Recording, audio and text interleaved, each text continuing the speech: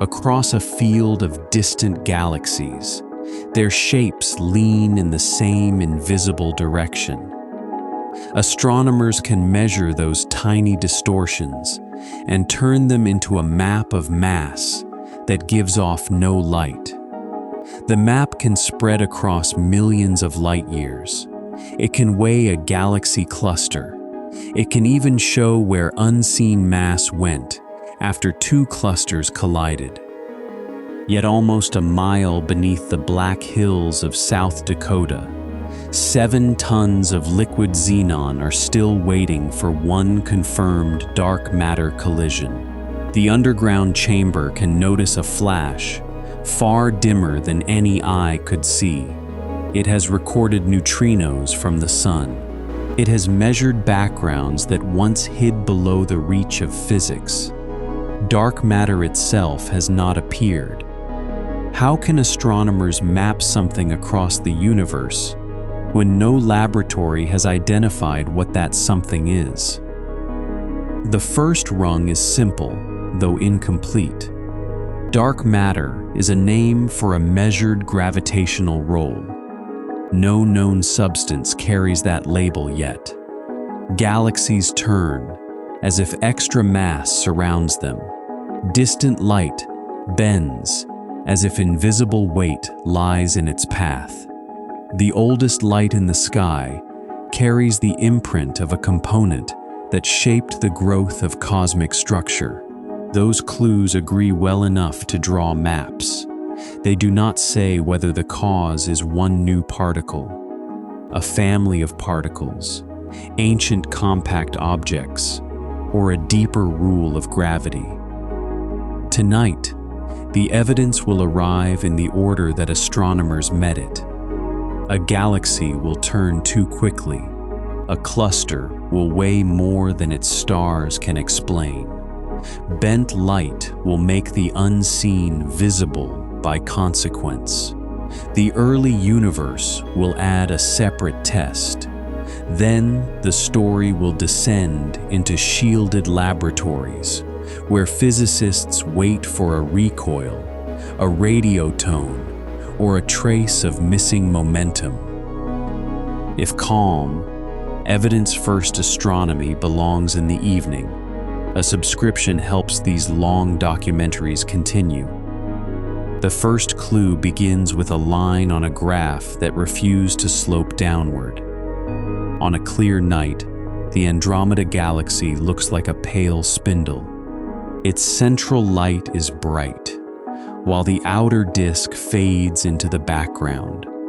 Ordinary intuition gives the center most of the weight.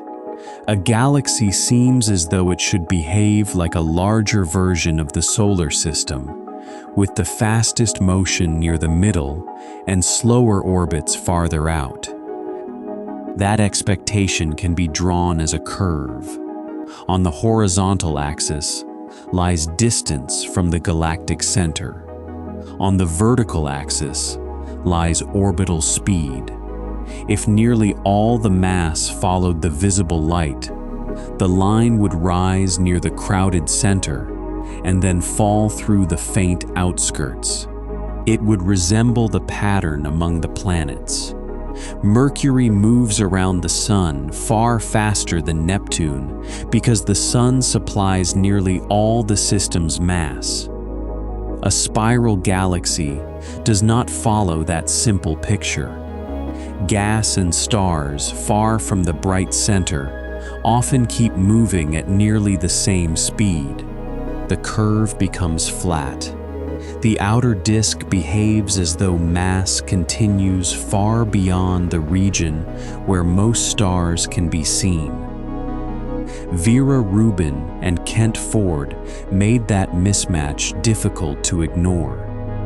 In the 1970s, they used a sensitive spectrograph to measure the motion of glowing gas across spiral galaxies. Light from material approaching Earth shifted slightly toward blue. Light from material moving away shifted toward red. Those shifts turned a distant spiral into a record of speed. The work demanded more than one dramatic observation. A single galaxy could have an awkward shape, a disturbed neighbor, or an uncertain distance. Rubin, Ford, and their colleagues repeated the measurements. Different spirals carried the same broad message. The visible mass was not enough to explain the motion. The result did not mean that every outer star was about to escape. The opposite was true. The stars had remained in orbit for immense spans of time. Something in the gravitational account was missing. Suppose a star travels in a circular path at a fixed speed. A wider orbit requires a larger enclosed mass if gravity is to keep bending that path inward. When speed stays high as distance grows, the implied mass keeps growing too. The light has already thinned, yet the gravitational total continues upward. Astronomers describe the extra distribution as a halo. The word can be misleading if it calls to mind a visible glow. A dark matter halo is an inferred region of mass surrounding the luminous galaxy. It is usually modeled as broad and roughly spherical, extending well past the thin stellar disk. The galaxy sits inside it, much as a bright coin might sit within a much larger transparent sphere. The Milky Way offers a feelable scale. Its familiar stellar disk reaches close to 100,000 light-years from rim to rim. Modern models place its dark halo far beyond that bright disk, perhaps reaching several 100,000 light-years before the boundary becomes a matter of definition. No wall marks the exact edge. Instead, the galaxy's gravitational domain fades gradually into its surroundings. The same idea explains why the blue map around a galaxy can be much larger than the galaxy itself. The blue is not dark matter shining. It is false color laid over a measurement of gravity. The stars occupy the lit center. The inferred mass continues into the dark. Consider two stars traveling at the same orbital speed, with one twice as far from the center. Keeping the outer star on its wider path requires roughly twice as much mass inside the orbit. If the same speed continues farther out, the enclosed mass must keep rising in step with distance. A luminous disk does not provide that pattern. After most of its starlight has been passed, an extended halo can. The calculation is repeated at many distances. Gas supplies especially useful markers because its spectral lines reveal motion beyond much of the bright stellar disk. Radio observations of neutral hydrogen can extend a rotation curve into regions where visible light has become sparse. The result is not one estimate attached to a whole galaxy. It is a radial record of how the implied mass grows. This is the first full payoff. Astronomers can map dark matter because gravity changes motion. A material does not have to emit light for its mass to leave an orbital signature. The rotation curve supplies a set of measurements, and a model turns those measurements into a distribution. The map is not perfectly independent of theory. It assumes a law of gravity and a geometry for the system. Gas clouds are not ideal test particles. Bars, spiral arms, recent encounters, and the mass of ordinary gas all need care. Even so, the mismatch appears across enough galaxies with enough different methods that it cannot be dismissed as one faulty instrument. There is also a more delicate pattern. The behavior of a galaxy's visible matter is closely related to the extra acceleration assigned to dark matter. In many systems, the amount of discrepancy tracks the acceleration produced by the ordinary material. This relation is one reason modified gravity remains part of the discussion. A good explanation must account not only for unseen weight, but also for the disciplined way galaxies arrange their motion. Dark matter succeeds at that task when embedded in models of galaxy formation, though the details can be demanding. Gas cools, stars ignite, supernovae push material outward. A central black hole can drive winds. Ordinary matter reshapes the inner halo, while the halo guides the larger system. A flat curve is therefore not a frozen portrait of one ingredient. It is the outcome of a long conversation between gravity, gas, stars, and time. The historical lesson is calmer than the popular version. Rubin did not glance at one impossible line and declare a hidden universe. She and her collaborators built a case from repeated measurements. Earlier astronomers had already noticed missing mass on larger scales. Later surveys extended the evidence. The graph became persuasive because it returned in galaxy after galaxy. The line stays almost level while the starlight fades. That is enough to infer extra gravity. It is not enough to name the source. For that, the story must leave individual galaxies and enter a crowded cluster where hundreds of galaxies move inside a common gravitational field. In the early 1930s, the Coma Cluster offered a different kind of scale. It contains a great city of galaxies, bound together hundreds of millions of light years from Earth. Through the telescopes of that period, its members appeared as pale islands, scattered across a patch of sky. Fritz Zwicky measured how quickly some of those galaxies moved.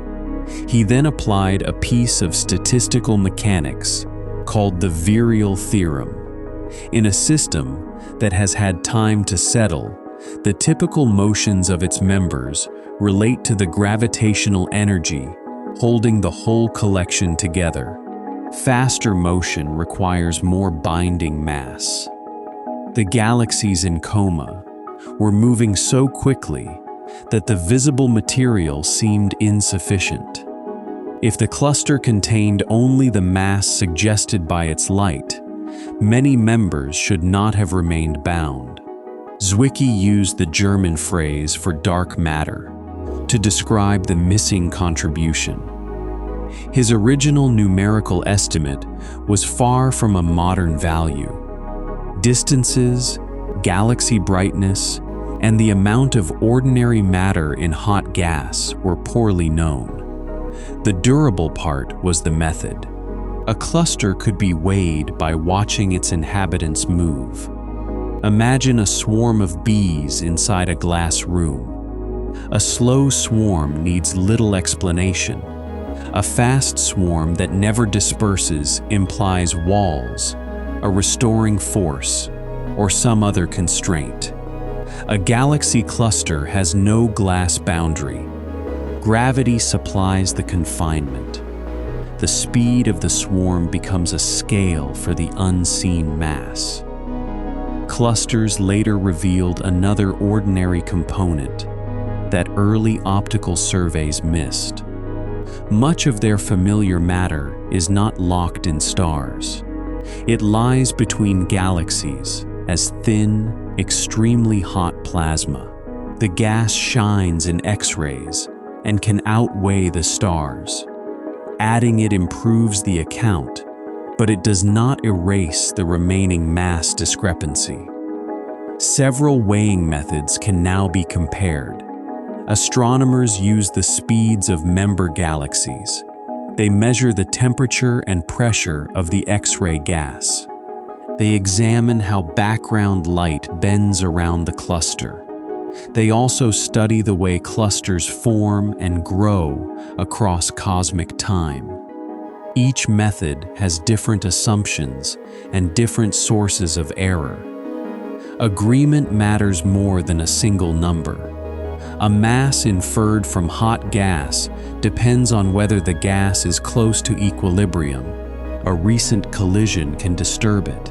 A velocity estimate can be biased if the cluster contains smaller groups falling inward.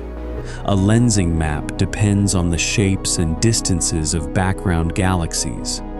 When independent approaches point toward a similar excess, the case becomes harder to replace with a local mistake. This is also where the phrase "missing mass" needs care.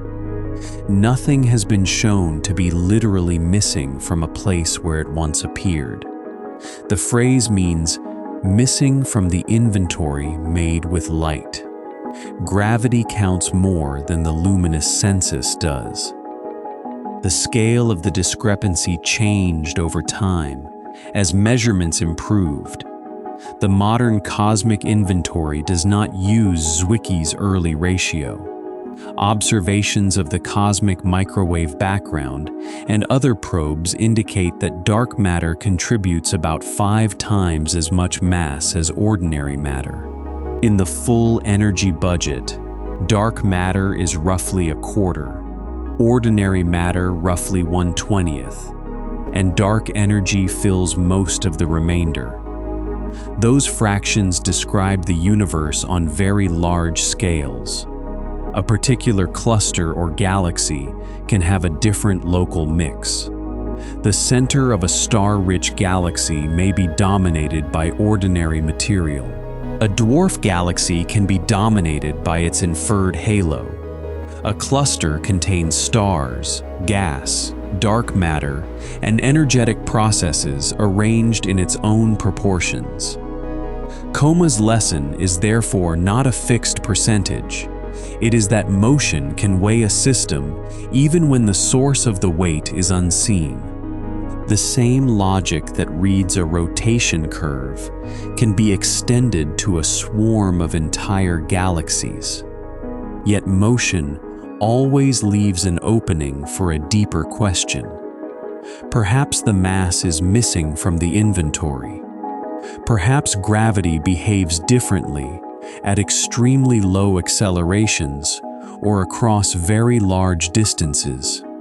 A speed measurement alone cannot completely separate those possibilities. It observes the effect and asks a theory to supply the cause. Light bending offers another route. General relativity predicts that mass changes the geometry through which light travels. A cluster can therefore reveal its gravitational field without relying on the orbits of its own members. The background universe becomes a screen, and the foreground mass leaves its signature in every stretched arc. The light from a remote galaxy does not always take a straight-looking path to Earth.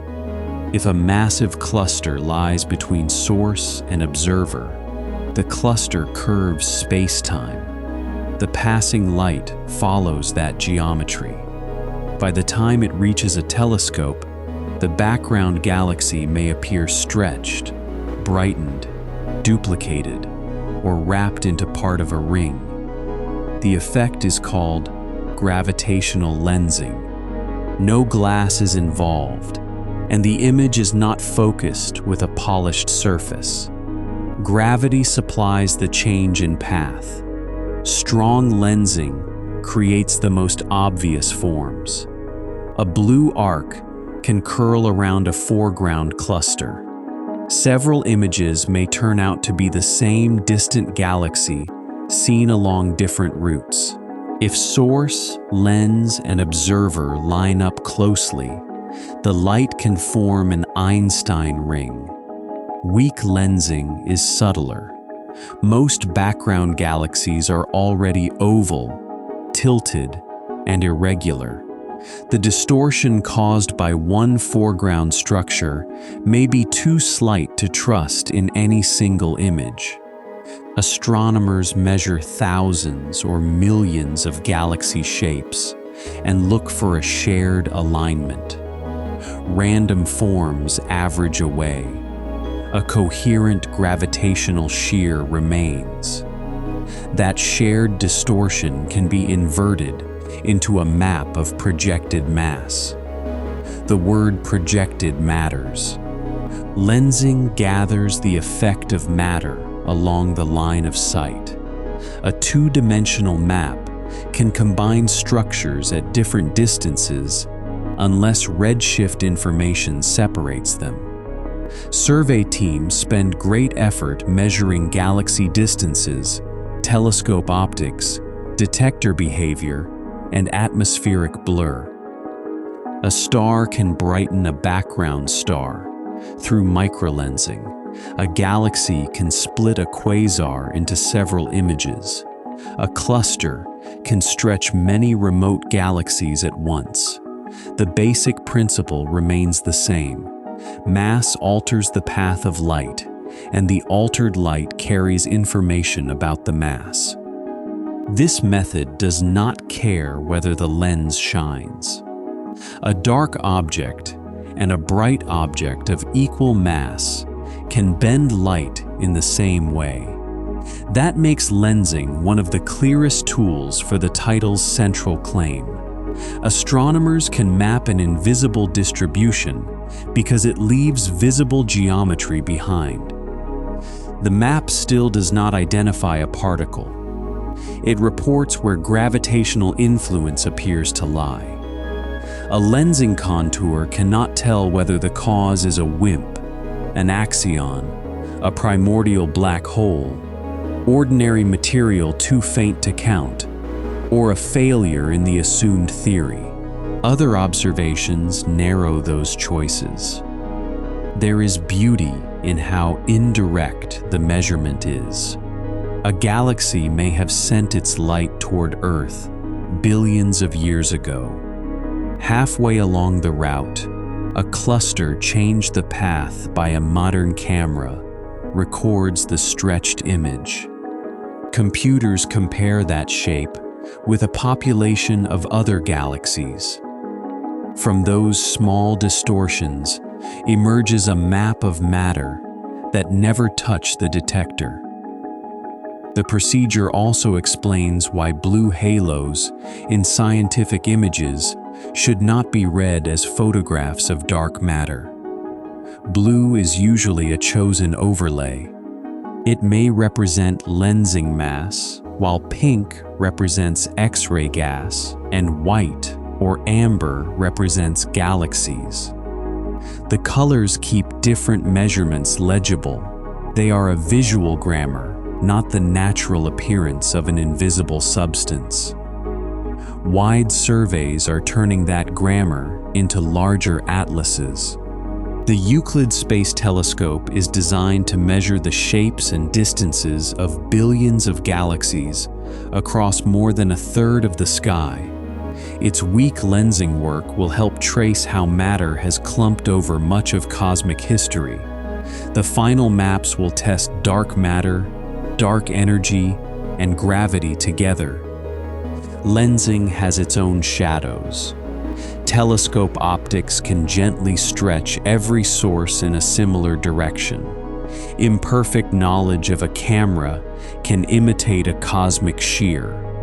Galaxies that formed near one another may have related orientations before lensing occurs. Foreground stars and the Milky Way's dust can complicate selection. The signal is extracted through calibration, simulation, and repeated cross-checks. That discipline makes the finished map more meaningful. It is not a colored guess placed around a pretty galaxy. It is the end of a chain from photons to pixel values, from pixel values to shapes, and from shapes to a gravitational model. One kind of observation would make that chain even more decisive. ordinary matter and inferred mass could be forced apart. A collision between two galaxy clusters can do exactly that. Their stars pass through with little contact. Their hot gas collides, slows, and heats. If most gravitational mass continues with the galaxies instead of stopping with the gas, two maps that usually overlap will separate. The bullet cluster is a pair of galaxy clusters caught after a collision. Its formal catalog name is less memorable, but the familiar nickname comes from a wedge-shaped cloud of hot gas. X-ray observations show a sharp front where plasma has been compressed and heated. Three kinds of information can be layered over the same field. Optical images locate the galaxies. X-rays locate most of the ordinary mass, which sits in the hot gas. Gravitational lensing maps the total mass along the line of sight. Before the collision, those components occupied the same broad cluster halos. During the encounter, stars and galaxies passed through one another because the distances between them are enormous. The chance of one star striking another was tiny. The gas behaved differently. Charged particles in one plasma met charged particles in the other. Pressure and drag slowed the gas and left it behind. The lensing mass did not peak where most of that ordinary matter stopped. Its main concentrations remained closer to the galaxies. The gravitational map and the X-ray map had separated. That separation is hard to explain with hidden ordinary matter alone. The gas is visible in X-rays and contains the largest share of familiar matter in the system. Yet the strongest lensing signal lies elsewhere. The result points to a component that adds gravity while passing through the collision with little drag. In 2006, the team behind the lensing study described the observation as direct empirical evidence for dark matter. The phrase direct can sound confusing. No particle was caught. The direct part concerned the separation between the gravitational potential and the dominant ordinary mass. The inference still uses lensing and a model of gravity. Later observations sharpened the picture. In 2025, the James Webb Space Telescope added deep infrared imaging to existing Hubble and Chandra data. More background galaxies supplied more lensing information. The refined map supported the broad separation while improving estimates of how mass is distributed through the collision. The bullet cluster is not a lone proof from which every dark matter claim follows. Cluster mergers are complicated. Their apparent geometry depends on viewing angle. Gas can be shocked into uneven forms. Smaller structures may lie along the same line of sight. Lensing reconstructions can differ with the method used. Other merging clusters show their own patterns, some cleaner and some harder to interpret. Even so, the system answers an important challenge. A change to gravity must explain why the inferred gravitational field follows the nearly collisionless galaxies more closely than it follows the hot gas that holds most of the ordinary mass. Some modified gravity frameworks can reproduce part of the lensing pattern, often with an additional unseen component. The collision does not end that discussion, but it raises the price of a gravity-only answer. The map also limits what dark matter can be. If the unseen component collided strongly with itself, it might have slowed, scattered, or separated from the galaxies. The broad alignment suggests that any self-interaction is limited at cluster speeds. It does not require interaction to be exactly zero. Different particle models can allow weak or velocity-dependent forces while remaining consistent with the observations. This distinction matters because the phrase collisionless dark matter is an approximation. Gravity still acts. The particles, if particles they are, move through a changing gravitational field. They can be deflected and concentrated. Collisionless means they do not often exchange momentum through other forces in the way hot plasma does. The bullet cluster gives the thumbnail its visual language. Pink gas marks ordinary plasma. Blue contours mark mass inferred from lensing. The colors part company. What is visible and what weighs most no longer occupy the same place. Here, the central question gains another layer. The universe can be mapped in dark matter because collisions create natural experiments. Ordinary matter and the inferred extra mass respond differently, leaving two spatial records. Yet the experiment remains astronomical. It reveals behavior, not microscopic identity. To learn whether this unseen component was present before galaxies existed, the story must travel farther back.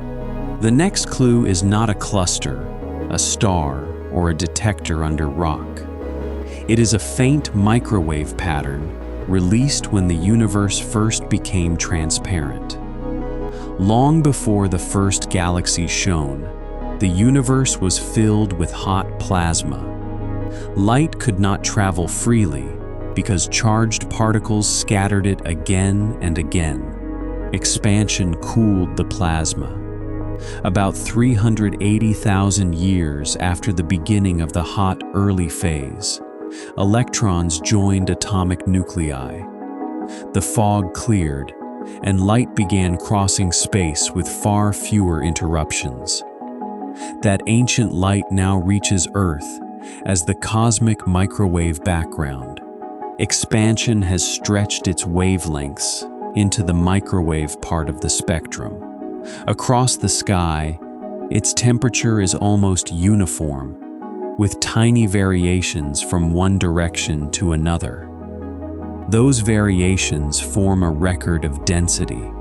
Slightly denser regions had slightly stronger gravity. Ordinary matter and light were tightly coupled before the universe became transparent. Gravity pulled material inward, while radiation pressure pushed back. The plasma rang with acoustic waves. The pattern of hot and cold patches contains preferred angular scales. When cosmologists translate the sky map into a power spectrum, a sequence of peaks appears. Their positions and heights depend on the geometry of the universe, the density of ordinary matter, the amount of dark matter, and other ingredients. Dark matter plays a different role from the plasma. It does not couple to light in the same way.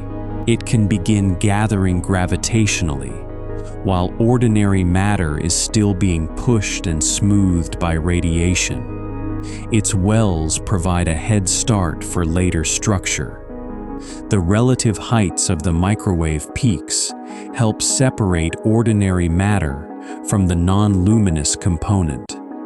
This is important because the evidence does not begin with modern galaxies and then assume the same explanation everywhere. The early light supplies an independent cosmic test.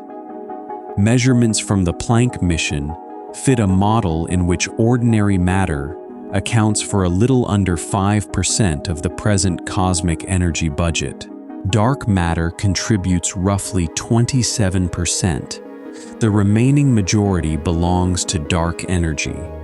When only matter is compared, dark matter outweighs ordinary matter by a factor a little above 5. Those numbers are model-dependent estimates, not samples placed on a laboratory scale. Planck measured microwave intensity and polarization across the sky. Researchers removed emission from the Milky Way and other foregrounds. They compared the remaining pattern with cosmological models. The percentages are the parameters that best reproduce a large body of data. The fit is strong, but it is not an identity card. A measured density says how much gravitationally active material the model requires. It does not say which particle provides it. The microwave background also rules out several simple alternatives. Dark matter cannot be made mostly from ordinary atoms hidden in dim objects. Big Bang nucleosynthesis predicts the abundance of light elements from the cosmic supply of ordinary matter. The microwave peaks measure that density by another route. Both leave room for much less ordinary matter than the total gravitational account requires. Neutrinos provide a useful contrast. Known neutrinos are abundant and interact weakly. For a time, they seemed like natural dark matter candidates. Yet their tiny masses let them move near light speed in the early universe. They stream out of small density ripples and erase structure on scales where galaxies later form. The observed cosmic web needs most dark matter to have moved slowly enough for small clumps to survive. Cosmologists call that behavior cold, though the word refers to motion rather than touchable temperature. A cold component gives gravity time to deepen small variations. Ordinary gas later falls into those wells. The same framework links the microwave sky to the distribution of galaxies, seen billions of years afterward. This link is one reason the dark matter case is broader than flat rotation curves. Changing gravity inside galaxies might explain their motion. A complete replacement must also reproduce the acoustic peaks, the abundance of light elements, the growth of structure, cluster lensing, and merging systems. Each clue occupies a different era and scale. The early universe therefore supplies a second full payoff. Dark matter is not merely extra weight added around mature galaxies. Something with the right gravitational behavior was already shaping the conditions from which galaxies would grow. The microwave map looks modeled, almost like fine grain on an old photograph. Its temperature variations are only a few parts in 100,000. Yet those shallow differences became clusters, filaments, stars, planets, and empty regions wider than many clusters. To follow that growth, the next room begins with a nearly smooth universe and lets gravity amplify its faint unevenness. Computer simulations can start with a box of early universe. The initial density pattern comes from microwave observations and a cosmological model. Millions or billions of numerical particles represent parcels of dark matter. Gravity advances their positions through time. At first, the differences are slight. A region with a little more matter pulls a little more strongly. It gathers material from nearby space and becomes denser.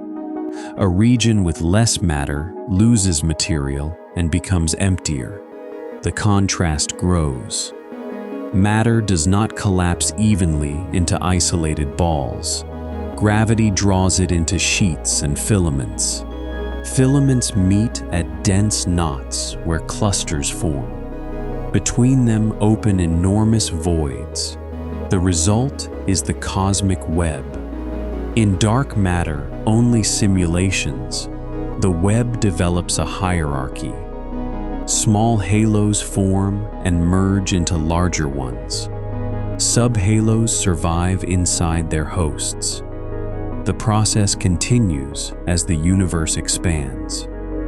When gas physics is added, ordinary matter falls into the gravitational framework, cools, forms stars, and pushes back through radiation, winds, and explosions. The word framework is more accurate than a literal scaffold. Dark matter is not a rigid structure holding galaxies on fixed rails. Halos move, merge, stretch, and exchange material. A galaxy responds to its halo, while stars and gas can alter the halo's inner shape. The cosmic web is a changing distribution governed by gravity. Observational surveys reveal the luminous side of that distribution. Galaxies gather in strands. Clusters mark intersections. Voids contain fewer bright systems. Weak lensing maps add the total mass field, including regions where starlight is sparse.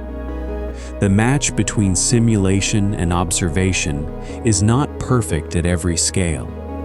On the largest scales, the standard cold dark matter model reproduces the broad web well. On the scale of dwarf galaxies and halo centers, details become more difficult. Some tensions may reflect the complicated behavior of ordinary gas and stars. Others may carry information about dark matter itself. Cold dark matter predicts many small subhalos. Not all of them should form visible galaxies, because early heating and later feedback can remove gas. A dark subhalo may therefore contain few or no stars. Gravitational lensing offers ways to find such clumps through their effect on background images rather than through their light. In strongly lensed quasars, a foreground galaxy can create several images of the same bright source. A small dark clump near one light path can change the image brightness or position. The anomaly becomes a probe of structure too faint to photograph directly. Stellar streams in the Milky Way provide another possible record. A stream forms when a globular cluster or dwarf galaxy is pulled apart, leaving stars along a thin orbit. A passing dark subhalo could punch a gap or create a spur. The stream acts like a long gravitational sensor. Ordinary structures such as molecular clouds or the galaxy's bar can leave disturbances too. So no single gap is automatically a dark matter detection. The size and abundance of small clumps can distinguish candidates. Warm dark matter, made of faster-moving particles, would smooth away more small-scale structure. Extremely light wave-like candidates could blur halo centers and suppress tiny clumps through quantum behavior on astronomical scales. Self-interacting dark matter might redistribute material inside dense regions. This is how a map begins to test microscopic physics. The particles are not caught, but their collective behavior determines which structures can form. A candidate that erases dwarf-scale halos cannot produce a universe filled with them. A candidate that collides too strongly cannot pass through cluster mergers unchanged. A candidate that moves too fast cannot seed the observed web. The maps are therefore more than a statement that extra gravity exists. Their shapes set boundaries. Dark matter must clump enough, stream little enough, and interact weakly enough to reproduce several layers of structure. There remains a human tendency to picture the web as if it were glowing blue in space. It does not. The familiar images are renderings of density. A traveler inside a filament would not see a blue road. The local sky would still be mostly dark, with galaxies scattered at immense distances. The Milky Way occupies one of those filaments and carries its own halo. If the particle picture is right, Earth moves through that halo every day. The next clue is therefore not only remote, it is local enough to pass through the laboratory, the mountain above it, and every ordinary object without leaving an obvious trace. The Sun circles the Milky Way at roughly 230 kilometers each second. The galactic disk rotates through a much larger halo, while the solar system follows its own path within that motion. In a standard model, dark matter particles near the Sun occupy a broad range of speeds and directions. The result is often called a dark matter wind. The phrase should not suggest air pushing against a surface. A WIMP would pass through ordinary material with almost no contact.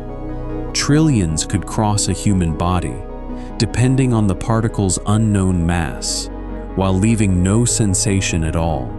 Without a confirmed particle, any count remains model-dependent.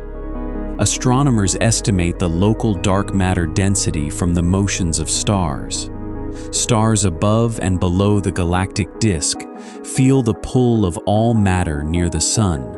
The visible stars, gas, and dust supply part of that gravity. The remaining contribution constrains the halo. The estimate carries uncertainty because the galaxy is not a simple, settled disk. Spiral structure, the central bar, stellar streams, and past mergers disturb local motion. The Sun's exact speed and the halo's shape matter.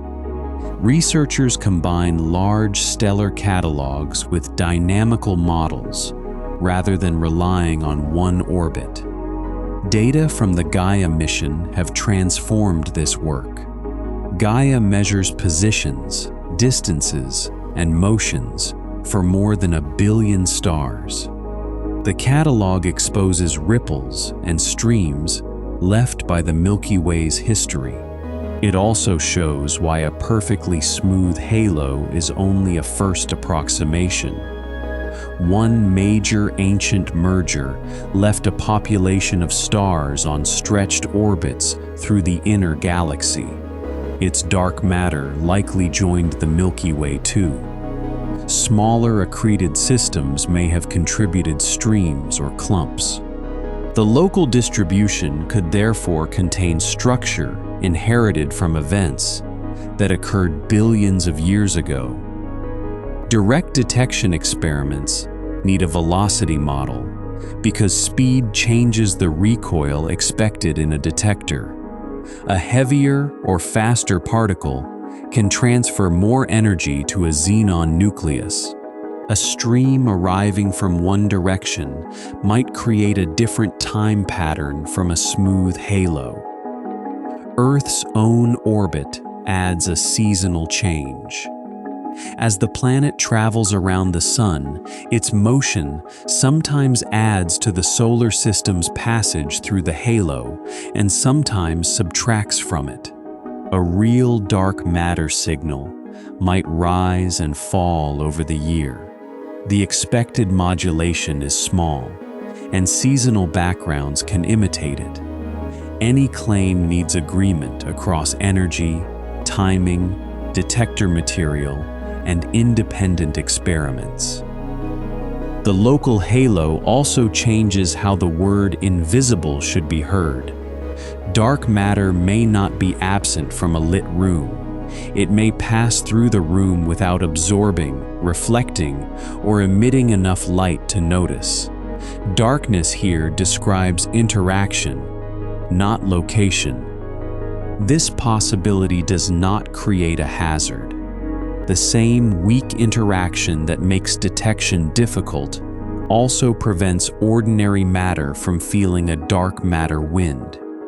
If the halo had been causing strong damage, planets, rocks, and living tissue would have recorded that effect long ago. The astronomical models require a component that is gravitationally abundant and otherwise elusive.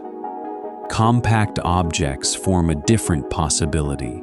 A halo made from black holes, faint stars, or rogue planets would not pass through a room as particles. It would place mass in sparse, discrete bodies. Microlensing surveys have tested broad ranges of compact object mass by watching millions of stars for temporary brightening. Those results rule out many ranges as the dominant dark matter component, though primordial black holes remain allowed in limited windows. Ordinary faint objects cannot supply most of the total. The abundance of light elements and the microwave background constrain how much baryonic matter exists. A hidden population of dim stars would still be made of baryons and would exceed that cosmic allowance. The local picture is therefore both close and unresolved. Gravity says a halo surrounds the galaxy. Stellar motions estimate its density. Simulations suggest its speeds. Yet no detector has read a particle label from the passing flow. The next room contains the possible labels. Some candidates are heavy enough to strike a nucleus. Some are so light that they behave more like fields. Some could belong to an entire dark sector with forces of its own. Each turns the same astronomical map into a different laboratory signal. Dark matter is a job description with many applicants. A successful candidate must add the required cosmic mass, survive for billions of years, move slowly enough to preserve small-scale structure, and avoid interacting with light strongly enough to remain unseen. It must also respect laboratory limits, stellar behavior, and the history recorded in the microwave background. For several decades, the best-known applicant was the weakly interacting massive particle, or WIMP. The idea linked cosmology with proposed physics beyond the standard model.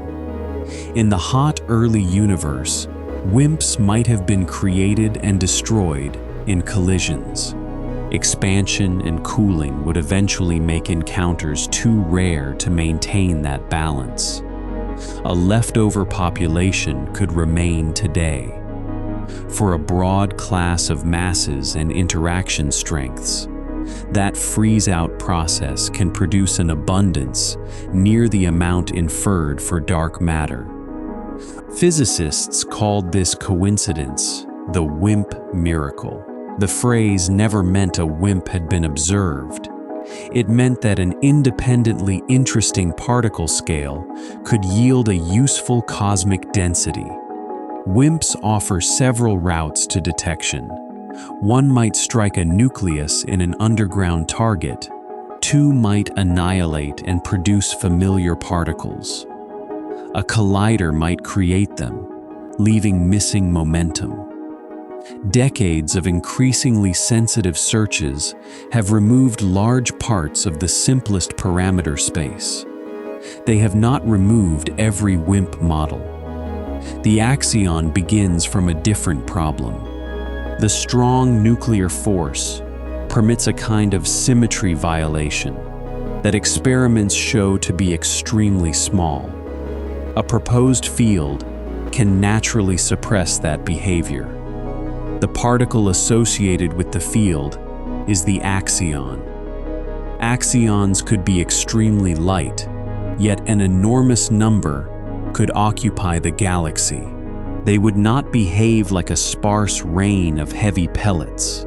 At low mass and high abundance, they can be treated as a coherent field, oscillating at a frequency set by the particle mass.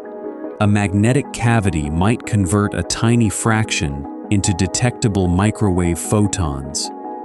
Sterile neutrinos form another family.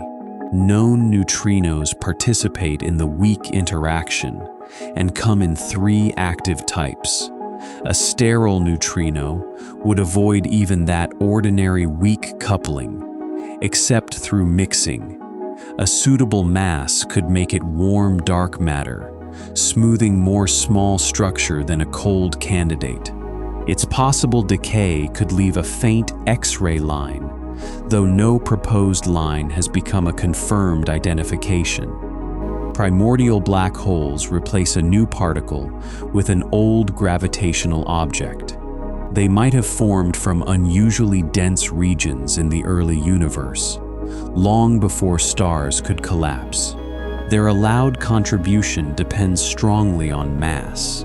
Microlensing, cosmic microwave observations, dynamical effects, and black hole merger statistics constrain different ranges. No broad mass range allows them to supply all dark matter without challenge, but narrower windows remain under study. Ultralight candidates push the particle mass far lower than an axion detector usually targets. Their wave nature could appear across the scale of a galaxy. A very light field may create smooth central regions or interference patterns. It can also suppress small structures. Those effects let astronomy test masses that laboratory recoil experiments cannot reach. Self-interacting dark matter changes another property. The particles might scatter from one another more often than the standard cold model assumes, while still barely touching ordinary atoms. Such scattering could soften dense halo centers in dwarf galaxies. Cluster collisions limit the interaction at higher speeds, which motivates models where the strength changes with velocity. A dark sector could be richer still. It might contain several particles, a dark version of electromagnetism, or a mediator that occasionally links dark matter with ordinary matter. This is respectable theoretical territory, but it does not support claims that the dark sector is alive, aware, or arranging galaxies with intention. Complexity is possible in some models. Biology is not an observational consequence. Asymmetric dark matter borrows a pattern from ordinary matter. The visible universe contains much more matter than antimatter, for reasons still being studied. A related asymmetry in a dark sector could leave a stable excess and connect the dark abundance with the density of atoms. Each candidate changes the expected signal. A heavy WIMP might kick a xenon nucleus. A lighter particle might disturb an electron. An axion might become a microwave photon inside a magnetic field. A primordial black hole might brighten a background star through lensing. An annihilating particle might add gamma rays to a dwarf galaxy. This variety explains why one failed search cannot close the subject. A detector is built for a region of mass, speed, and interaction strength. If it sees nothing, it excludes candidates that should have produced a signal above its background. It does not prove that dark matter is absent. The cabinet may even contain an option that no one has named. Astronomical maps specify behavior across vast populations. nature is not required to choose the particle that is easiest to build a detector around. The most direct sounding search begins with a target and waits for an impact. To reach it, the story returns to the chamber under South Dakota, where layers of rock remove most cosmic radiation and a transparent liquid waits for 2 flashes. The LUX-ZEPLIN experiment sits on the 4,850-foot level of the Sanford Underground Research Facility. The former mine descends through the Black Hills near Lead, South Dakota. The rock overhead shields the detector from much of the cosmic radiation that reaches the surface. At its center is a time projection chamber containing 7 tons of active liquid xenon. The chamber is surrounded by additional xenon, an outer detector, and a huge tank of purified water. Each layer helps identify particles entering from outside or radiation produced by ordinary materials. Xenon is useful because its nuclei are heavy, its liquid can be purified, and it produces both light and free electrons when energy is deposited. A particle striking a xenon nucleus could make the nucleus recoil. That recoil would create a prompt flash, followed by ionization electrons drifting upward through an electric field. At the liquid surface, the electrons enter xenon gas and create a second burst of light. The timing between the 2 signals gives depth. Sensors around the chamber help locate the event across the horizontal plane. The ratio and shape of the signals help distinguish a nuclear recoil from more common electronic recoils. A WIMP would not arrive with a label. Its proposed signature resembles other rare events. Neutrons can strike nuclei. Radioactive contaminants can release electrons or gamma rays. Neutrinos can scatter from electrons and nuclei. Even detector materials can create unusual backgrounds. The experiment is therefore built around rejection. The cleanest target region lies away from chamber walls. External detectors flag particles that pass through several layers. Materials are selected for low radioactivity. Calibration sources teach the apparatus how known recoils appear. Statistical analysis compares the remaining events with predicted backgrounds and possible dark matter signals. LZ's published searches have set the strongest limits over important parts of WIMP parameter space. A combined exposure of several ton years found data consistent with known backgrounds rather than a confirmed WIMP signal. Later low-mass work reached a regime where solar neutrinos themselves became a measurable background. This frontier is called the neutrino fog. The older phrase, neutrino floor, suggested a hard limit, but fog is better. Neutrino events can resemble the recoils expected from some dark matter candidates.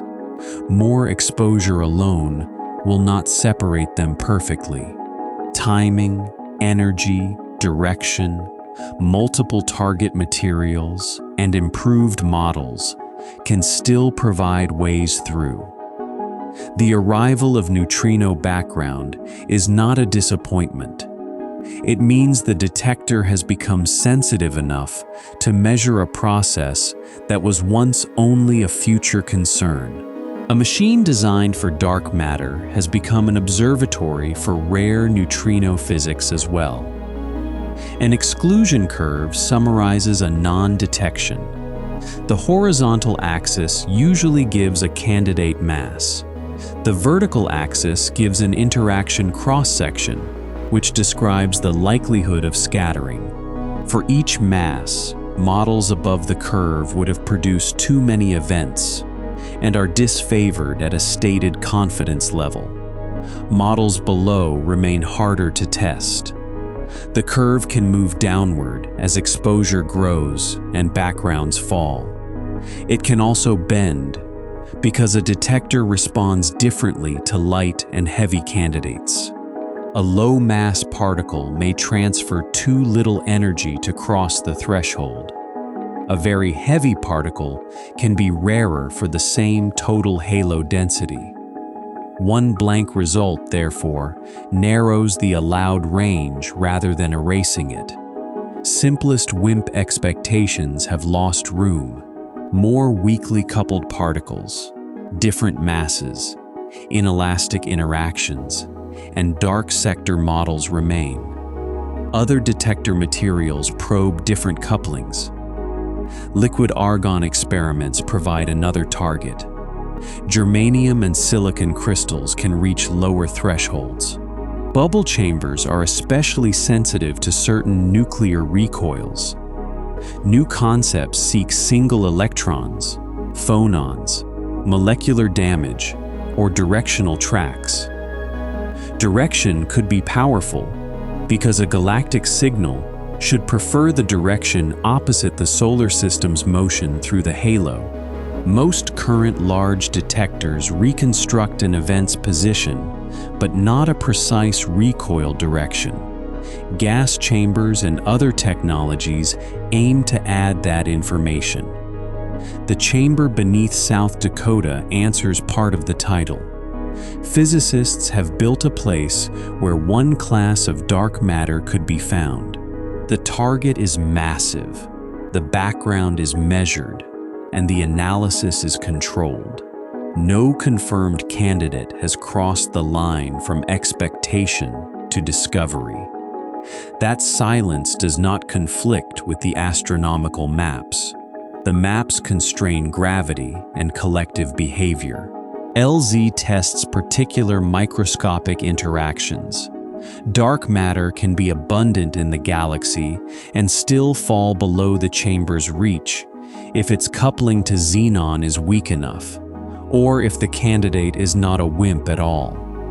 An Axion would require a different kind of attention. Instead of waiting for a nucleus to jump, an experiment can tune a resonant cavity through a narrow range of frequencies, as if searching a nearly empty radio dial for one steady cosmic tone. The Axion dark matter experiment, known as ADMX, places a microwave cavity inside a powerful magnetic field. The cavity is cooled until thermal noise becomes extremely small. Sensitive amplifiers listen while the apparatus changes its resonant frequency step by step.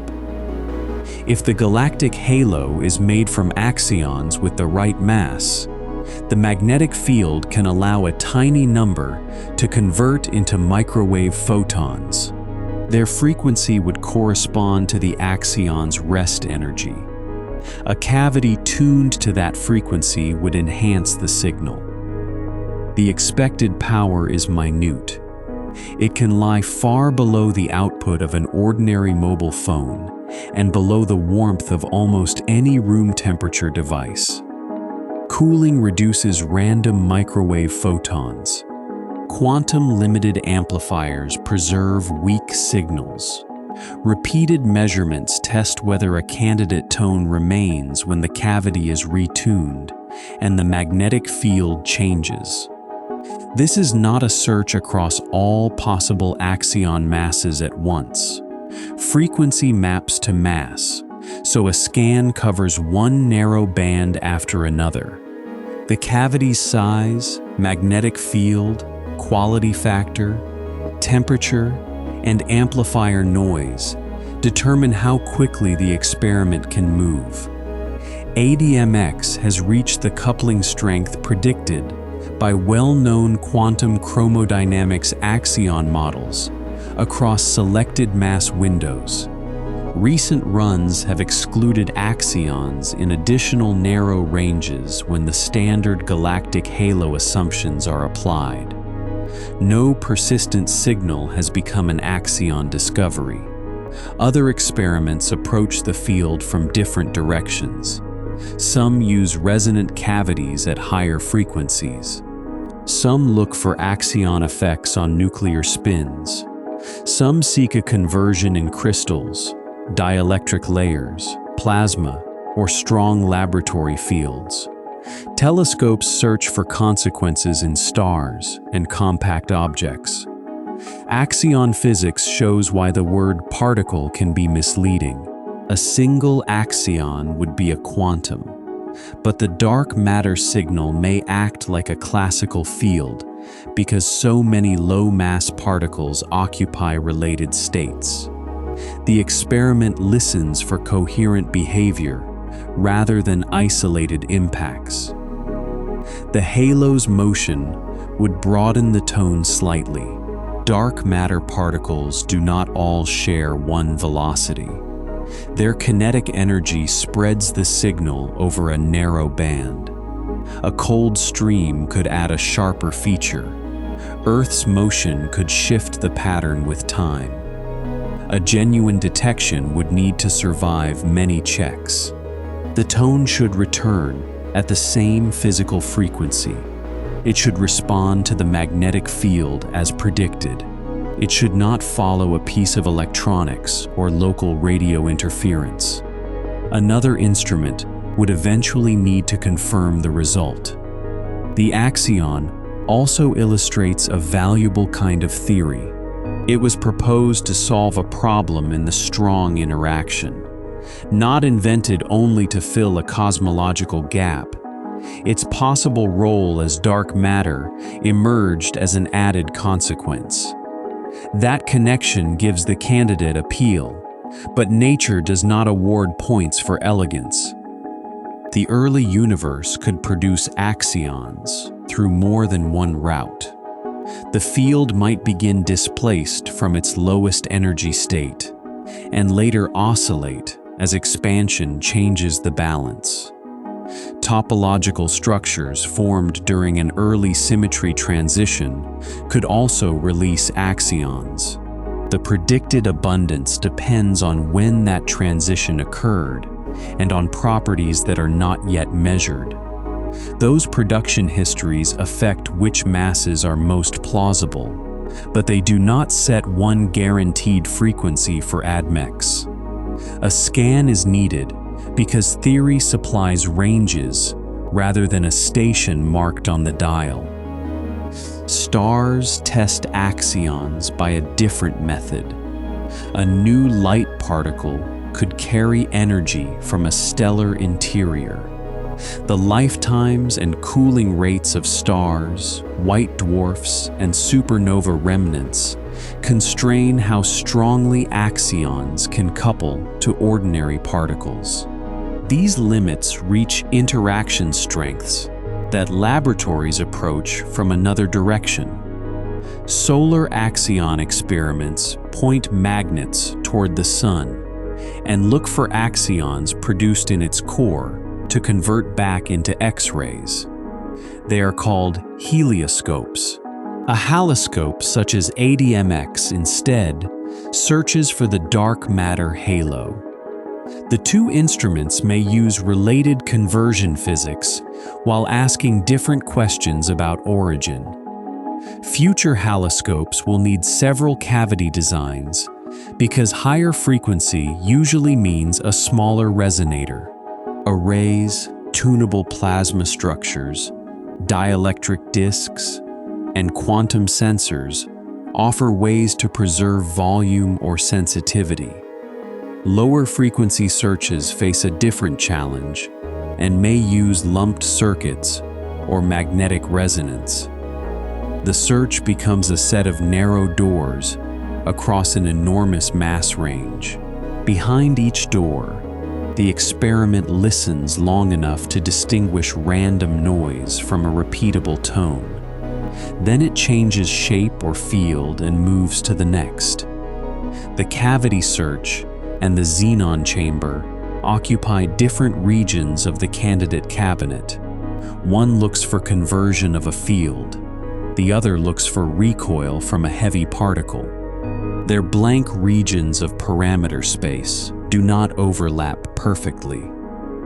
Dark matter could also be produced in a collider, though the word produced needs care.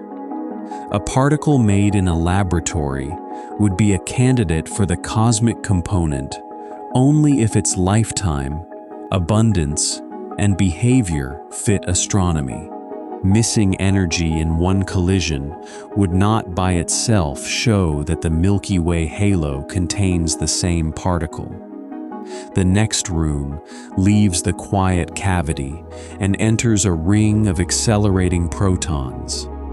There, the signal would not be a faint tone or a nuclear recoil. It would be an imbalance in momentum, a visible event with something invisible apparently carrying part of the motion away.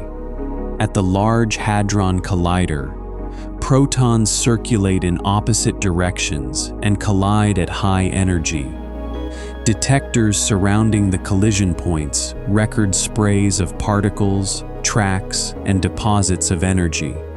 The incoming motion across the beam is known. The outgoing motion should balance.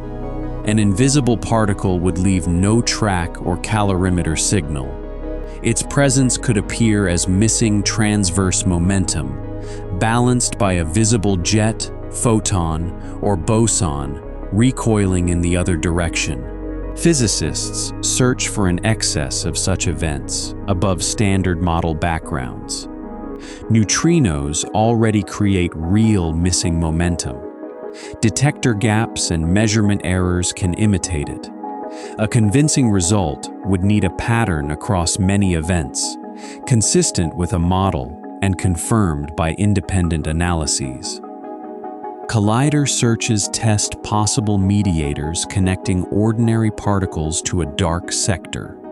They also look for invisible decays of known particles, long-lived states, and other signatures. So far, no collider result has identified the cosmic dark matter particle. Even a new invisible particle would begin a second investigation. Its stability would matter. Its interactions in the early universe would determine abundance. Its mass and speed would affect structure. A collider can establish particle properties, while astronomy decides whether those properties match the halo. Indirect detection reverses the direction. Instead of creating a candidate or waiting for it to strike, telescopes look for familiar particles that dark matter might produce through annihilation or decay. Dense regions offer the largest expected signals. The center of the Milky Way may contain a high dark matter density, but it also contains pulsars, cosmic ray accelerators, gas, magnetic fields, and a central black hole. Dwarf spheroidal galaxies have fewer conventional gamma-ray sources and large inferred dark matter fractions, making them cleaner targets despite their faintness. Gamma-ray observatories search for excess photons or narrow spectral features. Neutrino detectors look toward the Sun, Earth, galactic center, and dwarf galaxies. Antimatter instruments measure positrons and antiprotons in cosmic rays. Each channel has astrophysical backgrounds that must be modeled. The Sun offers a special target for some WIMPs. A particle passing through the Sun could scatter from a nucleus, lose speed, and become gravitationally captured. Over time, a population might collect near the core. If the particles annihilate, high-energy neutrinos could escape and reach detectors on Earth. No such signal has identified dark matter, but the method probes couplings that xenon experiments may test less strongly. Dwarf galaxies offer the opposite kind of simplicity. They have few stars, little gas, and large inferred mass to light ratios. Their expected dark matter signal is faint, yet conventional sources are also sparse. Combining observations of many dwarfs increases sensitivity while reducing dependence on one uncertain halo. Cosmic antimatter is more difficult. Pulsars and interactions between cosmic rays and interstellar gas can produce positrons and antiprotons. Magnetic fields alter their paths, erasing a clear direction back to the source. An excess can motivate dark matter models without uniquely selecting them. The galactic center gamma ray excess is a good lesson in restraint. Some dark matter models can reproduce parts of the signal. Populations of faint pulsars and uncertainties in diffuse emission can also account for it. The excess has not become a confirmed dark matter detection. A sharp gamma ray line would be harder for ordinary sources to mimic, though dark matter models often predict weak line signals. A spatial pattern matching a halo across several targets would strengthen the case. Agreement between direct, indirect, and collider measurements would be stronger still. Imagine a future sequence. An underground detector records a recoil spectrum that changes with the year. A collider finds a compatible invisible particle and measures its mediator. A gamma-ray telescope sees the annihilation signature in several dwarf galaxies. Astronomical structure matches the candidate's speed and abundance. No single clue would carry the identity alone. Together, they could close the chain. Nothing in the current evidence reaches that standard. The maps remain persuasive at the gravitational level. The particle searches remain limits, candidate events, and open windows. That mismatch creates the emotional center of the subject. The universe behaves as though dark matter is ordinary, in abundance. Laboratories experience it as almost absent. The same halo that guides the Milky Way may cross a detector without one usable collision. There is another possible reading. Perhaps no particle will appear because gravity, inertia, or space-time behaves differently from the laws being extrapolated into galactic conditions. Modified gravity begins with that possibility. It takes the flat curve seriously and asks whether the missing item belongs in the inventory or in the equation. Modified gravity begins with a fair warning. Every dark matter map is built by applying a theory of gravity to observed motion or bent light. If the theory changes at galactic scales, part of the inferred mass could change with it.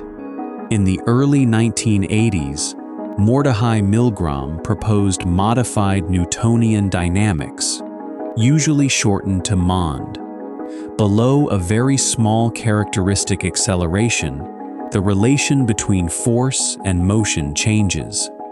A star in the outskirts of a galaxy can then orbit faster than ordinary Newtonian gravity predicts from visible matter alone. The proposal was designed around galaxy behavior, and it has real successes there. With the distribution of stars and gas, MOND often predicts the broad form of a rotation curve using a single acceleration scale. It also leads naturally to the baryonic Tully-Fisher relation, which connects a galaxy's ordinary mass with its outer rotation speed. That tight connection between visible matter and acceleration is not an inconvenience to be waved away. Any particle dark matter model must reproduce it through the history of halo formation, gas cooling, star formation, and feedback. Modern simulations can generate related trends, but individual galaxies still test the details. MOND is not simply a different shape for a dark halo. It claims the equations governing low acceleration motion need revision. To handle light bending, expanding cosmology, and relativistic systems, the idea must be embedded in a broader relativistic theory. Several such theories have been developed. The hardest tests arrive beyond isolated galaxies. Galaxy clusters still show a missing mass problem under MOND. The cosmic microwave background peak pattern is difficult to fit without an additional component. The way cosmic structure grows, along with lensing across time, adds more demands. The bullet cluster sharpens the issue because most ordinary matter lies in hot gas, while the lensing mass lies closer to the galaxies. A modified law can alter the relationship between ordinary matter and inferred gravity, but many implementations still need unseen mass in clusters. That extra component could be sterile neutrinos or another form of matter, which makes the alternative less purely gravity-based. Other modified gravity proposals take different routes. Some add fields. Some change how gravity emerges from information or thermodynamics. Some adjust general relativity on large scales. Each must recover the extraordinary success of standard gravity in the solar system. Binary pulsars, gravitational waves, and many other tests. This creates a high bar on both sides. Particle dark matter must reveal why no particle has been found and why galaxy regularities are so tight. Modified gravity must explain clusters, lensing, the microwave sky, and structure growth without losing tested predictions elsewhere. The scientific choice is not made by taste. A theory earns ground by fitting more observations with fewer unsupported adjustments, and by making predictions that later measurements can test. At present, a universe containing cold, dark matter remains the leading broad account because one framework links the microwave background, large-scale structure, lensing, clusters, and galaxies. That status does not turn the microscopic identity into a known fact. It says the gravitational component works well in the model. Modified gravity remains useful even if a particle is eventually found. It forces clearer statements about which observations are direct and which depend on equations. It highlights the connection between baryons and acceleration. It encourages tests that could distinguish an unseen component from a changed law. There may also be a mixed answer. Dark matter could exist while gravity departs slightly from current theory in some regime. A dark sector could interact with itself and imitate some modified gravity effects. New physics does not have to respect the categories used to organize a textbook. The central question, therefore, survives another room. Astronomers can map the gravitational phenomenon with high confidence. Whether the map should be read as particles, fields, compact objects, altered dynamics, or a combination is the unfinished part. The leading cold, dark matter model deserves one more examination from the inside. It succeeds over immense scales, yet its smallest halos have generated several long-running puzzles. Those puzzles may be flaws, clues, or reminders that ordinary matter is difficult to simulate. The simplest, Cold, dark matter simulations include gravity and dark matter alone. They produce halos whose density rises steeply toward the center. Dwarf galaxy observations often favor shallower central regions, sometimes called cores. The contrast is known as the cusp core problem. Before assigning the difference to dark matter physics, ordinary gas must be allowed to act. Repeated bursts of star formation can drive gas outward. The changing gravitational field can transfer energy to the dark halo and reduce its central density. The effect depends on a galaxy's star formation history and total mass. Some dwarfs may not have formed enough stars for feedback to reshape a large cusp. Their inferred inner densities remain an active test. Measuring them is difficult because a galaxy may not be spherical. Its stars may have complicated orbits, and tidal forces can disturb the system. The missing satellites problem came from the large number of small subhalos predicted around a Milky Way-sized halo, compared with the fewer satellite galaxies once known. The gap has narrowed as surveys discovered faint dwarfs, and models showed that many small halos should fail to form stars. Reionization can heat gas. Supernovae can remove it. A dark halo without stars would not appear in an ordinary galaxy count. Rubin Observatory is likely to find more faint satellites across the southern sky. The number and distribution will test the abundance of small halos. Strong lensing and stellar streams can seek halos that never became galaxies. The too big to fail problem concerns the largest predicted subhalos. In dark matter-only simulations, several appear dense enough that they should have formed bright satellites. The known Milky Way dwarfs did not seem to live in such massive halos. A lower Milky Way mass, tidal stripping, feedback, and improved samples can ease the discrepancy. Another puzzle is diversity. Galaxies with similar maximum rotation speeds can have very different inner rotation curves. Some rise steeply, others rise slowly. The placement of gas and stars contributes, but matching the full range tests how halos respond to galaxy formation.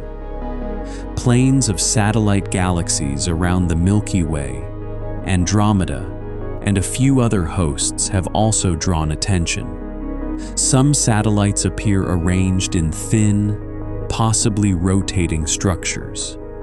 Simulations can produce alignments through filaments, group in FAL, and chance, though the frequency and persistence are debated. Small samples and selection effects matter.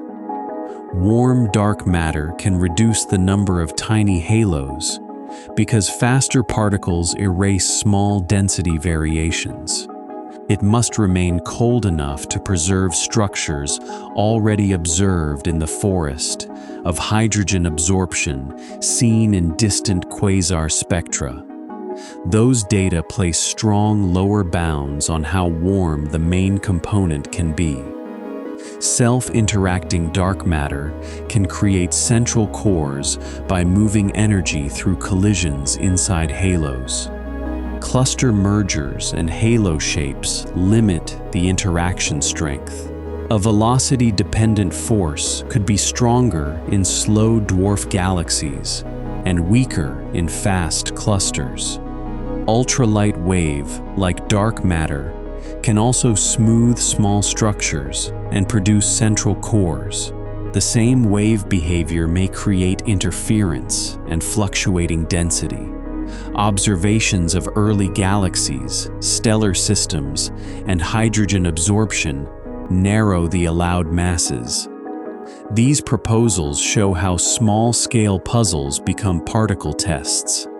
A core is not automatically evidence for self-interaction. A missing satellite is not automatically evidence for warm, dark matter. The ordinary history of each galaxy must be modeled before new physics is required. The standard model has also improved by becoming less simple. Modern hydrodynamic simulations include gas cooling, star formation, stellar winds, supernovae, black hole growth, radiation, magnetic fields, and chemical enrichment. Their results can resemble real galaxy populations over large ranges. Every added process brings parameters and uncertainty. A simulation is not a second universe observed from outside. It is a controlled calculation based on chosen laws and approximations. Its value comes from predictions that survive comparison with data not used to tune it. No small-scale tension has overturned the cold, dark matter framework. None should be ignored. Together, they define the places where an unexpected interaction, mass, or formation history may first become visible. The next surveys will not merely add prettier images. They will count faint satellites, measure weak lensing, monitor stellar streams, find strong lenses, and track the growth of structure. The map will become wider, deeper, and more exact, while the laboratory searches continue below ground. On the first night of July 2026, the Vera C. Rubin Observatory was only days into its 10-year legacy survey of space and time. From Cerro Pachón in Chile, its enormous camera had begun taking repeated images of the southern sky. Rubin will return to the same regions again and again.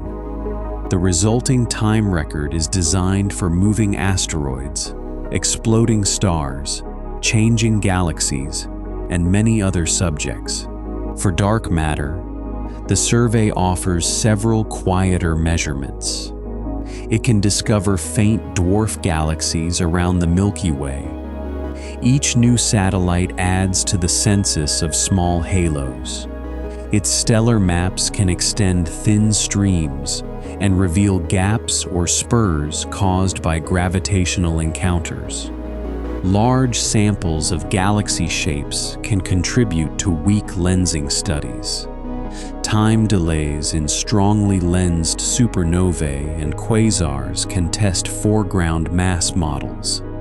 The observatory carries Vera Rubin's name into a survey that will examine the very halos her rotation curves helped establish. The connection is historical, not a claim that one telescope will finish the problem. Its strength comes from repeated coverage and immense statistics. Euclid approaches the cosmic map from space. Its visible camera measures galaxy shapes with stable optics beyond Earth's atmosphere.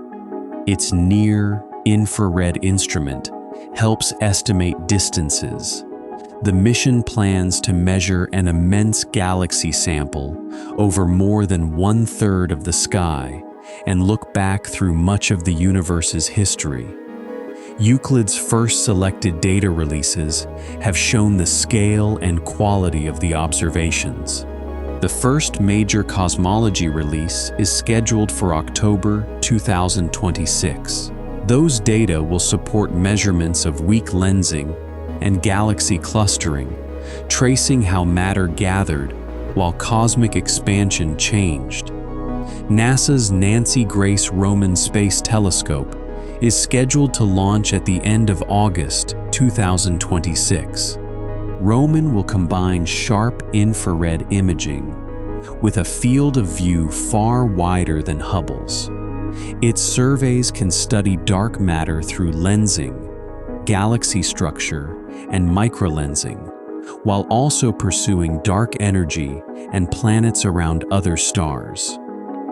Schedules can change, so a launch date remains a plan until the rocket leaves the ground.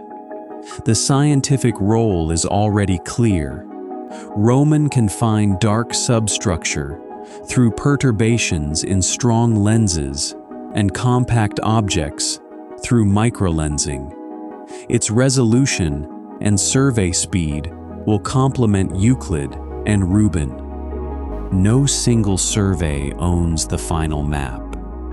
Ground-based optical images, space-based infrared measurements, X-ray observations, radio data, microwave maps, stellar catalogs, and gravitational lensing all contribute. Different wavelengths expose different ordinary components. Their disagreements can reveal what is missing from one view. The map also grows through time, not only across space. A nearby lens shows matter in a relatively recent universe. A remote galaxy shows an earlier era. By sorting objects by redshift, surveys reconstruct how clumping developed. Dark matter candidates with different speeds or interactions produce different growth histories. Cross-correlation is especially useful. A weak lensing map can be compared with galaxy positions, hot gas, microwave lensing, and clusters detected through their effect on background radiation. A shared signal is less likely to come from one instrument's bias. Machine learning will help classify billions of sources and calibrate complex data, but it cannot replace physical checks. Training sets can carry hidden selection effects. Simulations can differ from the real sky. Survey teams use blind analyses, synthetic image tests, and independent pipelines to keep the result tied to measurement. The future map may reveal a cutoff in small halos, a signature of self-interaction, or a mismatch in structure growth. It may instead tighten the standard cold model, while particle searches continue to see nothing. Either outcome teaches something. If the maps grow sharper without a laboratory detection, the allowed candidates will become stranger or more weakly coupled. If a detector sees a candidate, the maps will test whether it truly supplies the cosmic mass. Astronomy and particle physics are approaching the same problem from opposite scales. At one end lies a warped image of a galaxy billions of light years away.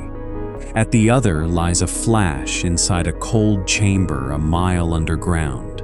The identity of dark matter will become secure only when those scales speak the same language.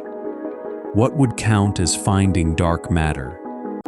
A single, unexplained event would not be enough. Rare event detectors are built in places where ordinary backgrounds can imitate almost anything once. Discovery needs a pattern.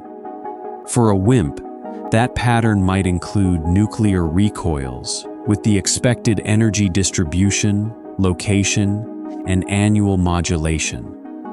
It should respond consistently across exposures and survive every background test. A second target made from different nuclei should see a related rate. Directional information could point toward the galactic wind.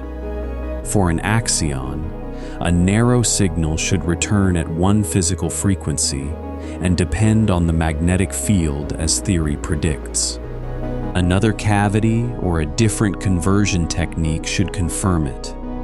The signal's width and time variation might reveal the halo's speed distribution. For a compact object, microlensing surveys would need a population with a consistent mass range and spatial distribution. Other limits from the microwave background, dynamics, and merger rates would have to allow the required abundance. A collider discovery would need a bridge to the sky. Particle mass, stability, and interaction strength would enter calculations of the early universe. The predicted leftover density should agree with cosmology. Structure formation should match. Direct or indirect searches should be consistent with the same properties. This standard can sound demanding because the claim is large. Identifying a new particle in a detector would already change physics. Showing that it forms the halos of galaxies requires a second scale of proof. The reward would be more than a name. A direct signal could turn the Milky Way halo into an object of experimental astronomy. Seasonal and directional changes might map local streams. Recoil spectra could measure particle mass and couplings. Axion tones could reveal fine structure in galactic motion. Dark matter would become a messenger. Its distribution could preserve the history of mergers that ordinary gas has blurred. A dark sector might reveal forces absent from the standard model. A particle connected to neutrino mass, the strong interaction, or the early universe could link problems now studied separately. A gravity-based answer would be equally far-reaching. If precise maps consistently violate the predictions of general relativity without a particle explanation, the equations used from laboratories to cosmology would need a new domain. The replacement would still have to recover every older success. There is no guarantee that the answer will arrive as one clean discovery. Dark matter could have more than one component. Most might be a light field, with a smaller share in primordial black holes. A dark sector might contain several stable species. The cosmic inventory may be less uniform than one label suggests. The word matter itself could be provisional. It is appropriate because the inferred component gravitates, clusters, and contributes to cosmic mass. Yet a field or changed gravitational law might force a new vocabulary.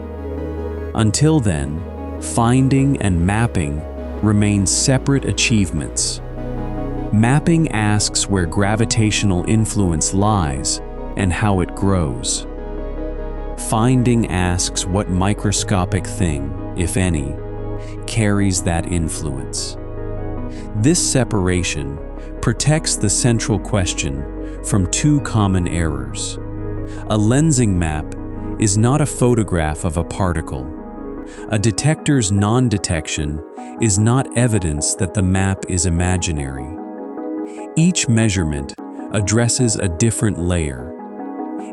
The best current answer can now be stated without pretending to know more. The universe contains a persistent gravitational component that is not explained by the observed inventory of ordinary matter.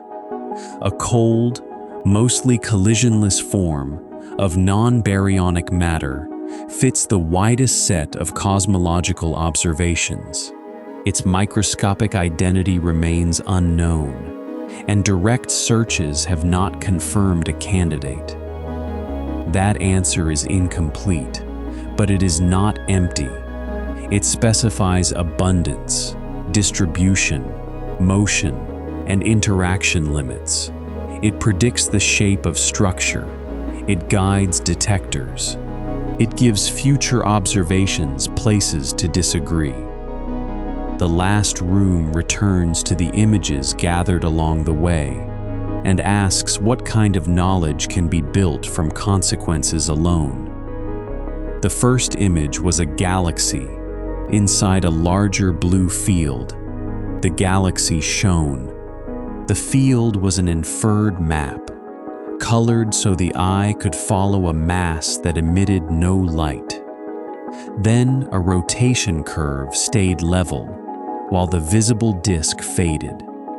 Galaxies in coma moved too quickly for their luminous inventory. Background light bent into arcs. In the bullet cluster, hot gas slowed while the main lensing mass continued with the galaxies. The microwave sky carried the account back to a universe without stars. Tiny temperature variations required a component that could begin gathering before ordinary matter was free from radiation. Simulations let that component grow into halos, filaments, knots, and voids. Near the sun, stellar motions traced the Milky Way's halo. Beneath South Dakota, 7 tons of xenon waited for a recoil. Inside a magnetic field, a cold cavity scanned for an Axion tone. Around a collider, detectors checked whether visible momentum balanced. No one instrument told the whole story. Motion weighed one scale. Lensing weighed another. Early light tested the cosmic mixture. Laboratories tested selected candidates. Their results fit together without becoming identical. That is why astronomers can chart the dark distribution before its particles are found. A cause can be constrained through several independent effects long before its inner nature is known. Neptune disturbed the orbit of Uranus before a telescope identified the planet.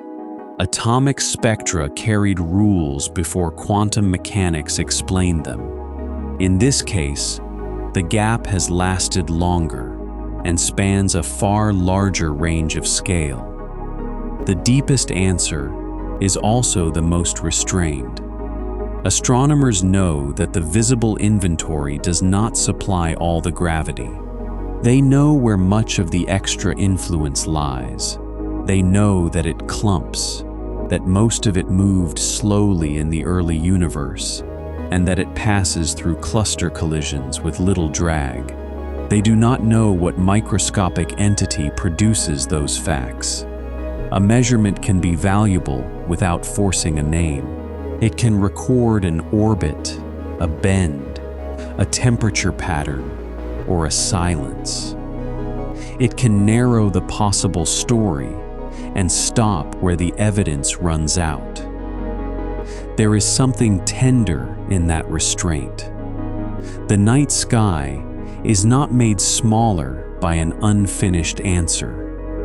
Its unseen mass has already taught people how to weigh a galaxy with a line, how to use remote light as a scale, and how to build chambers clean enough to notice the sun's neutrinos.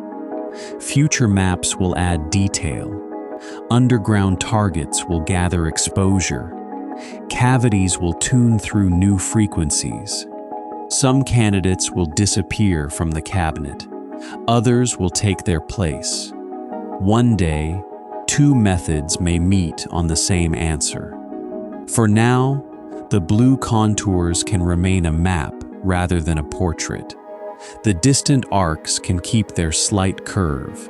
The xenon can rest beneath the rock, surrounded by water and darkness. Above it, the Milky Way continues through its halo, carrying the solar system with it.